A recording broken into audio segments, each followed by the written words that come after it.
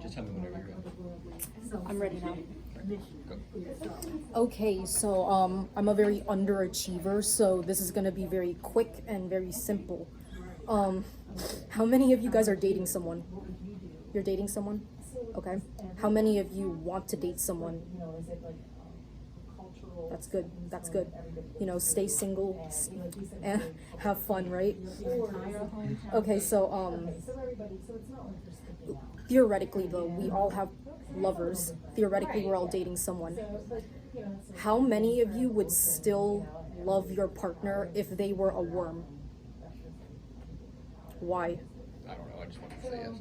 I don't know. There's a lot of questions I'd have to ask. Like, are they still the same?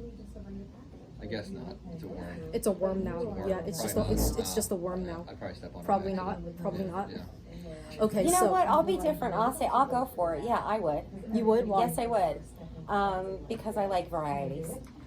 Oh, you're I like to spice things up all the time. You know what? And that's fine. Are you guys familiar with like well, I'm going to assume that you aren't familiar with it, but in our generation, Gen Z, there's an ongoing meme where girlfriends especially, or just the feminine figure in the relationship would ask their significant other if they would still love them if they were a worm, or if they would still love them if they were a gust of wind, if they would still love them if they were like dead or something. I don't know. Like, or would they move on if they died, or who they would be buried next to if they got remarried, if they were died. These ongoing questions a lot of the times would either ensue playful fights or sometimes just explosive fights, depending on how petty someone is. So my next question is, do you think love is conditional then? Define conditional. It shouldn't be? Why do you think not? I mean, I feel like it's not. Well, okay, I'm thinking about like familiar. You mean like a Superman situation? You're gonna have to speak up. Romantic. Romantic. Like, do you think love is conditional? It should be. Go ahead. Sorry. I mean, it depends on like what you mean by conditional. Because if like, if you're talking about what like things you look for in a partner, like if you're like, I want someone that is more outgoing or someone that's hardworking, then I feel like that's a fair thing to ask for. And Yeah. if that's technically a condition. It is a condition, yep. Conditional. Yeah. So you find someone like that and you're now in a relationship with said person who is more outgoing. What if they get into an accident and they're just completely isolated and closed off now? Would you argue that you would still love them even though they are no longer that person? You've learned to love them. You've been in a committed relationship with them, but now something happens and they went 180. I think What are you fighting for? So that's the big question. What are you fighting for? Do you empower? That's definitely unconditional. That's why would you say that like love should be like conditional, or if love is conditional and that unconditional love doesn't technically exist? So like, if I love somebody for a certain reason and that reason changes while we're dating, while Yeah. we're together, would I still love them? Would you still love them? But what if it's not your cause? What if You you would? want to fight for that? It is my cause now. Because there's a lot of debate on whether unconditional love actually exists or not. Oh my So God. do any of you think that unconditional love actually exists? I think it is. It exists unconditional. So like no matter what, you still love them. Yes, that does exist, but I also think that conditional also Conditional exists. conditional definitely exists. Which one do you think is better? If you were in a relationship, would you prefer someone to have a conditional love or an unconditional love for you? Unconditional. Unconditional. Okay, so Well, actually, they're both healthy. they're both healthy.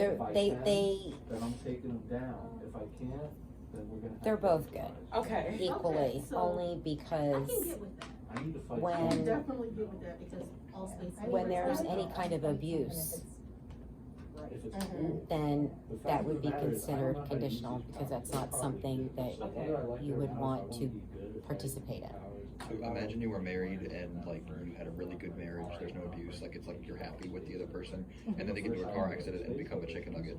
And Yep. like imagine that they're just either mentally or they're just different.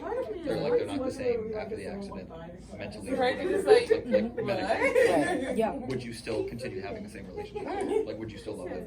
Absolutely. Then that's unconditional. Yep. Yep. Yeah. Okay. So But that was an example. yeah, As an yeah. example. And it was a really good one too. I like that input.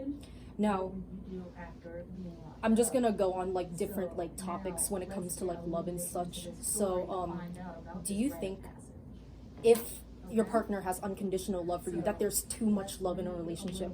Can there be too much love? What is the book? I guess it depends on how you define too much love.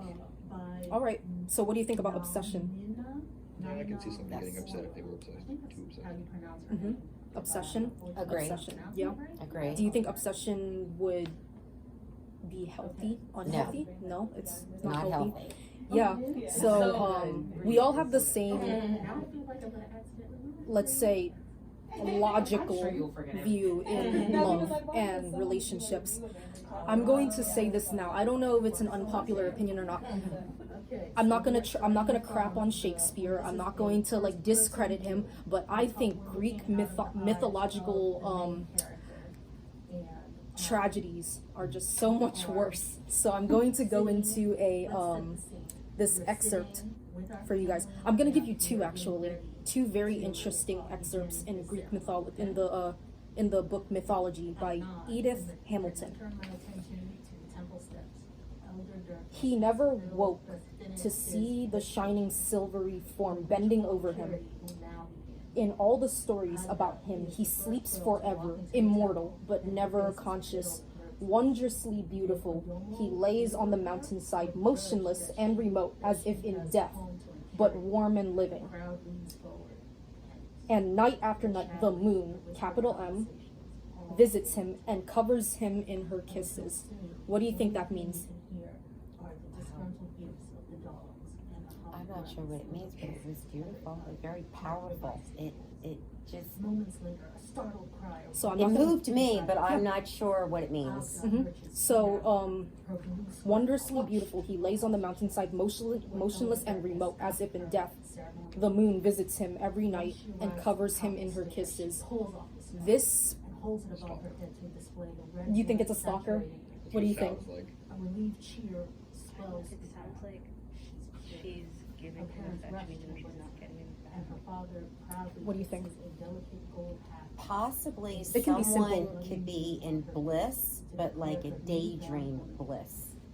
Like eyes closed, like you're visualizing it to feel that sensation taking over. It's really deep, but I don't know if it's real or not. Yep. Now, what if I told you that this guy was sleeping forever and this woman still comes there every single night to be with him, even when he's not conscious, to reciprocate it, and she still loves him the exact same? Do you think that's toxic? No. You don't think that's toxic? Do you think that's like toxic for her? Yeah, That's what I'm Well, saying. Yeah. wait a minute. You have someone that's in. You mentioned someone's in a hospital, He's like asleep, asleep. straight up asleep forever. So he's in a coma.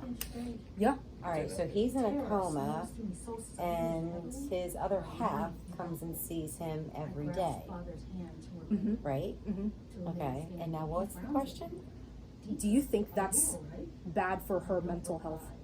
To keep on clinging to this person that will never wake up Well, ever first again? of all, what makes her? What makes it that she's clinging? She comes every night and she doesn't let him go. Let, She doesn't want to let him go. She just like continuously goes there to lay with him every night. Like she just doesn't want to let go of this person that'll never wake up again. Do you think that's harmful to her mental health? Is it toxic? for her? Okay, all right, that was maybe the Right, part that I was right. missing. So this man that's in a coma, he's never going to wake up. Nope. So he's a vegetable. Eternal sleep. So he is pretty much in a vegetable state. Mhm. Okay, now that I got that, So the partner, the spouse, whatever, Mhm. is coming every night, and she can't let go. So you're asking if that's healthy or not. Yeah, for her. Yeah. Correct, that is not healthy. Yep. Again, going off of he's in a vegetable state and a machine is keeping him alive. It's Greek mythology. Yeah. Right. They like to make everything so deep and Okay. I Upsetting. just wanted to make sure that this was someone that's never going to be coming back. now. Okay. Yeah. Then yes, it would be unhealthy for her. All right. So what if I told you she was the one that put him in that sleep? That's right. Would that change the entire narrative at this point? Of what? She Asking. put him in that sleep so that she So could always she's have him. having regrets. She's having remorse. She's having guilt. That's guilt. She made him like that Is so she- he can't leave. I think it's obsession. I think it's obsession. I think yeah. it's So obsession. basically, she put him in that state and then continues to visit him every single night Mhm. because he can't go anywhere, he can't do anything. So he is always hers no matter what. Yep. So then she did it on purpose? Yes. She did do it on purpose. Now let me read that part for you, okay? It is said that this magic slumber was her doing. She lulled him to sleep so that she might always find him and caress him as she pleased. But it is said, too, that her passion brings her only a burden of pain fraught with many sighs. Okay, that's So she's a not- psychopath. I was just essentially. about to say, that's not obsession. She's sick. No, yeah. But I'll take that. Yeah. Same thing. This is the story of the goddess Selene, the moon goddess. She falls in love with a mortal, and because he is destined to die and age naturally, she didn't like that. She's like, why don't you just stay with me forever? I'll put you in an eternal sleep, perpetual youthfulness, and I can do whatever I want to you. Now, is that love? No. You don't think that's love? Even if she like swears to God that it's love, no? No, it's not healthy. Yeah, it's It's not a healthy love. my point in this entire discussion is I'm trying to connect we the readers to this god awful story and like relate it to our view in love and relationships and what is deemed as healthy or unhealthy. So I hope this gave you a little idea of what Greek mythology has to offer. And it's usually incredibly unconventional and hilarious, in my opinion. Especially since it's like, why would you do that? You know, if you love someone, you want the best for them, not trap them in eternal sleep and do whatever you want to them. That's not love, but this is a love story. This is a love story. I'm going to give you a bonus excerpt before we end things off. And this is a very, very interesting one as well. All right. In the Trojan War, they fought with the Greeks under their queen, Penthesilea. According to a story, not in the Iliad. The Iliad is a very complicated piece of literature that talks about these mythological stories, but it's very incredibly difficult language to understand. That's why this book is a very good way to introduce you to mythology, because it's very easy to understand. He says that the queen of the Amazons, Penthesilea, was killed by Achilles, who mourned for her as she lay dead, so young and so beautiful. I'm going to like get into a very brief explanation on what this story is. So basically, he and the Amazon queen has never met in their entire lives, but in some revised versions and some retellings of the story, they fell in love, first eye contact, when he kills her. He stabs her, they make eye contact, and they fall in love right on the spot. And then he mourns for her as she dies. What do you think about that? Wow.